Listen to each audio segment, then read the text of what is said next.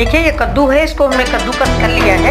अब इसको हम पकौड़ी बनाने जा रहे हैं। बेसन मिलाएंगे, धनिया मिलाएंगे, नमक मिलाएंगे, मिर्चा मिलाएंगे और हरी धनिया डालेंगे। इसके बाद इसकी पकौड़ी बनाएंगे। देखिए ये कद्दू छिकले से कद्दू मैंने कद्दूकस कर लिया है, इस बड़े वाले